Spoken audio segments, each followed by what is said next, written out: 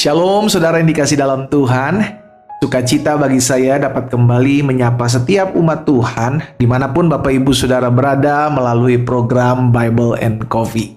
Kita bersyukur karena setiap kali kita merenungkan firman Tuhan selalu ada pengharapan yang timbul karena dunia seringkali menawarkan ketakutan bagi kita. Dunia seringkali menawarkan kekhawatiran atas kita. Itu sebabnya kita perlu ambil waktu saudaraku untuk merenungkan firman Tuhan sehingga ada kekuatan, ada pengharapan, ada keteguhan iman.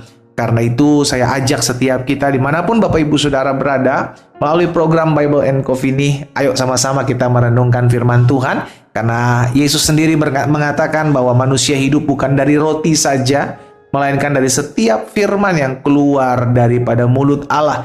Itu sebabnya kita rindu untuk terus diperbaharui, terus dituntun, terus diarahkan sehingga kita semakin hari semakin kuat menghadapi setiap situasi dan keadaan hari-hari ini. Dimanapun Bapak Ibu Saudara berada, sama-sama kita berdoa, kita datang sama Tuhan. Bapak terima kasih karena hari ini adalah hari yang Tuhan jadikan bagi kami. Kami mengucap syukur karena setiap hari, setiap kali kami mendengarkan firman Tuhan timbul pengharapan yang baru.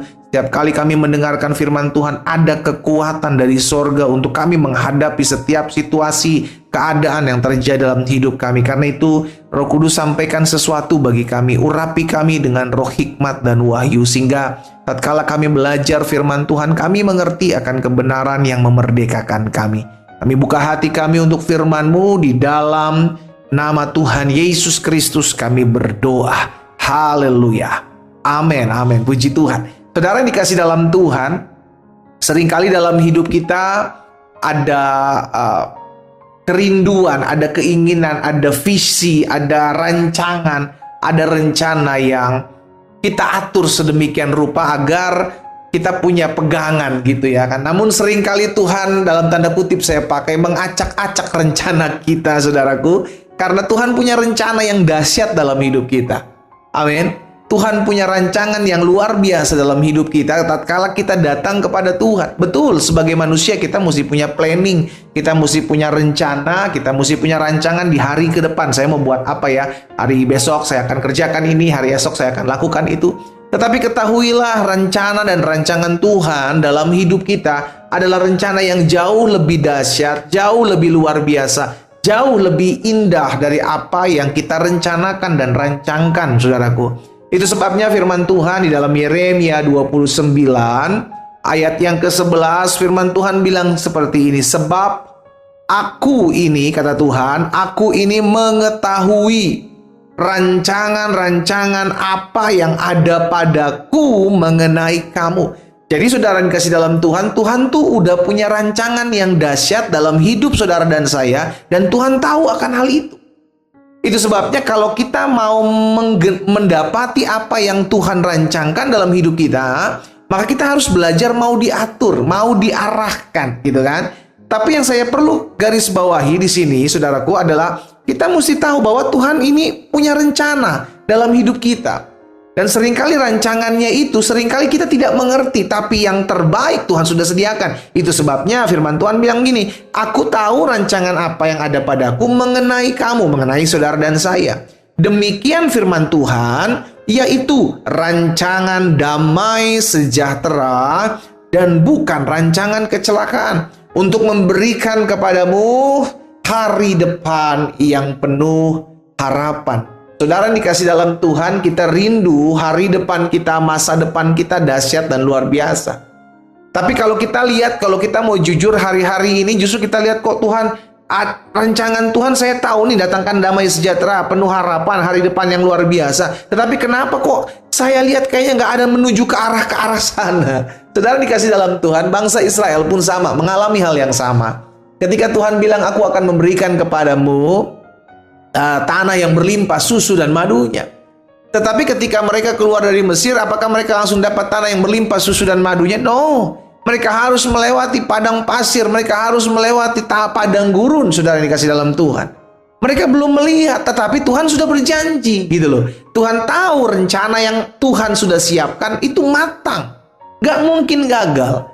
Nah, seringkali Tuhan mengintervensi rencana kita, saudara, supaya kita dibawa Tuhan masuk ke tempat yang memang Tuhan sudah siapkan buat saudara dan saya. Dan saya mau pastikan sesuai dengan firman Tuhan ini bahwa Tuhan sudah siapkan hari depan yang penuh harapan. Bukan rancangan kecelakaan, bukan rancangan kehancuran, bukan rancangan kegagalan, tapi rancangan hari depan yang penuh kepastian, yang penuh harapan. Itu yang Tuhan sediakan. Namun dalam perjalanan proses kesananya, OTW kesananya, on the way kesananya, itu melewati padang gurun. Melewati tanah yang berbatu-batu, melewati gunung yang terjal. Tetapi kalau engkau mau melihat, engkau harus taat. Sama bilang sama saya harus taat. Selain taat, kita mesti harus mau diatur, saudara.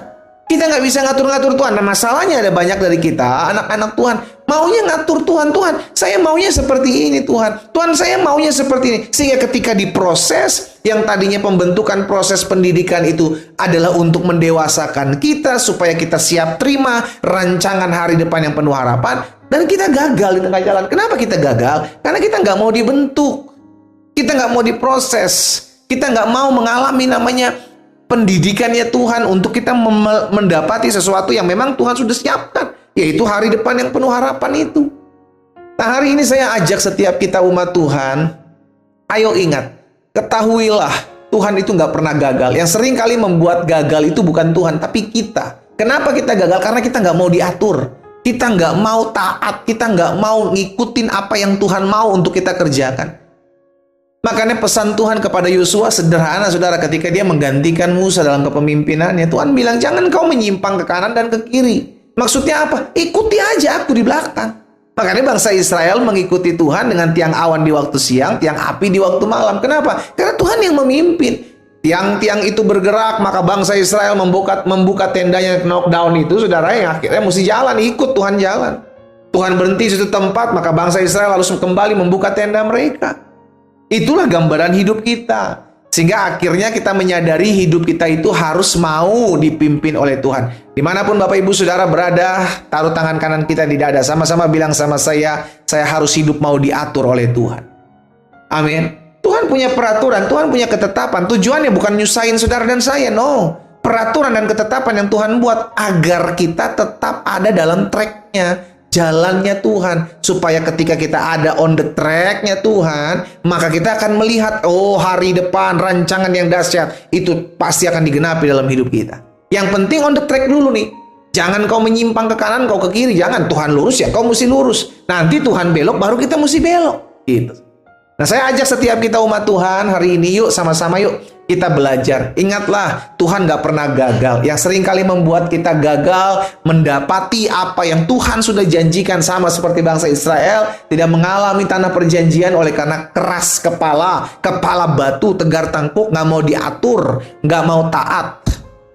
Kita belajar dari bangsa Israel agar kita melihat masa depan, hari depan yang memang dalam Tuhan sudah Tuhan pastikan berdasarkan janjinya. Ingat saudara, apa yang keluar dari mulut Allah tidak pernah kembali kepada dengan sia-sia, melainkan akan mengerjakan apa yang dikehendaki dan berhasil dalam apa yang disuruhkan. Dengan kata lain, kalau Tuhan bilang, aku tahu rancangan apa yang ada padaku mengenai saudara dan saya, maka itu yang akan digenapi. Dan Tuhan berjanji, rancangan itu adalah rancangan damai sejahtera dan memberikan kepada kita hari depan yang penuh harapan. Jadi kepastian dalam Tuhan untuk hari depan kita adalah kepastian yang luar biasa dan kepastian yang dahsyat. Karena Tuhan tidak pernah gagal. Kita berdoa, kita datang sama Tuhan. Bapak, terima kasih buat hari ini, hari yang dahsyat, hari yang luar biasa. Hari di mana kami mengecap kebaikan Tuhan. Kami bersyukur karena kami hidup bukan karena melihat, kami hidup karena janji Tuhan. Dan kami percaya Tuhan sudah berjanji dalam hidup kami bahwa rancangan hari depan yang penuh harapan, rancangan damai sejahtera sudah Tuhan siapkan bagi kami. Bagian kami adalah taat. Bagian kami adalah tetap setia. Bagian kami adalah tetap mau diatur. Hamba menyerahkan umat-Mu satu persatu dalam tangan Tuhan. Mereka yang hari ini mendengarkan firman-Mu, Tuhan, hamba berdoa di dalam nama Yesus, satu persatu berikan kepada kami hati yang mau diatur oleh Tuhan. Karena kami tahu ada kepastian masa depan di dalam Tuhan. Ada kepastian hari depan yang dahsyat dalam tangan Tuhan. Hamba juga berdoa buat setiap mereka yang sedang mengalami kelemahan tubuh hari ini. Tuhan jamah dan sembuhkan. Allah pulihkan dalam nama Yesus, sehingga setiap mereka mengalami kuasa, mengalami kesembuhan. Bahkan mereka yang lemah, Tuhan berikan kekuatan. Mereka yang bimbang, Allah berikan keteguhan. Mereka yang tawar hati, berikan semangat yang baru. Berkat-Mu ada atas setiap kami umat-Mu ya Allah. Di dalam nama Yesus Kristus Tuhan kami berdoa. Haleluya. Amin.